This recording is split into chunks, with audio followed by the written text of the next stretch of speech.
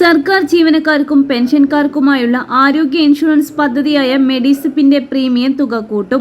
നിലവിൽ 500 രൂപയാണ് പ്രതിമാസ പ്രീമിയമായി ജീവനക്കാരിൽ നിന്നും പെൻഷൻകാരിൽ നിന്നും ഈടാക്കുന്നത്. ഇത് വർദ്ധിപ്പിക്കാതെ പദ്ധതിയുടെ രണ്ടാം ഘട്ടവുമായി മുന്നോട്ടു പോകാൻ സാധിക്കില്ല എന്നാണ് സർക്കാർ വിലയിരുത്തൽ.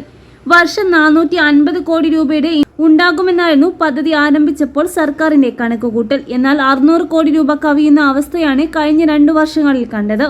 പ്രീമിയം തുക കൂട്ടണമെന്നും പദ്ധതി നടപ്പാക്കുന്ന ദി ഓറിയന്റൽ ഇൻഷുറൻസ് കമ്പനി 2 വട്ടം ധനവകുപ്പിന് കത്തെഴുതിയിരുന്നുവെങ്കിലും സർക്കാർ വഴങ്ങിയില്ല. നിലവിൽ 2 മുഖ്യ പ്രശ്നങ്ങളാണ് പദ്ധതി നേരിടുന്നത്. ഒന്ന്, ചികിത്സയ്ക്ക് ചെലവാക്കുന്ന പണം മുഴുവൻ ഇൻഷുറൻസ് കമ്പനി ആശുപത്രിക്കാർക്കും നൽകാൻ തയ്യാറാകുന്നില്ല.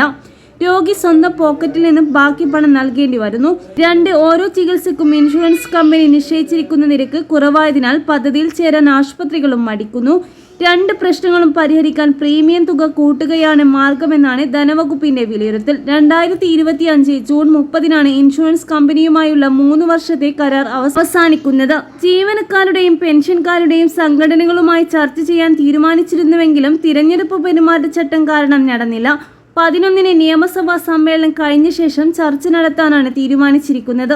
പ്രീമിയം തുക കൂട്ടുകയല്ലാതെ മാർഗമില്ലെന്ന് സർക്കാർ അറിയിക്കും. ഇതിനോടുള്ള പ്രതികരണം അനുസരിച്ചായിരിക്കും തുടർ നടപടികൾ. വ്യവസ്ഥകളും നിരക്കുകളും പരിഷ്കരിച്ച് ടെൻഡർ നടപടികൾ പൂർത്തീകരിക്കുകയാണ് അടുത്ത നടപടി. മിക്ക കമ്പനികളും പ്രായം ചെന്നവർക്കുള്ള ഇൻഷുറൻസിന് പ്രീമിയമായി വർഷം 25,000 രൂപയ്ക്ക് മേൽ ഈടാക്കുന്നുണ്ട്. മെഡിസിപ്പിൽ വർഷം 6,000 രൂപയാണ് പ്രീമിയം.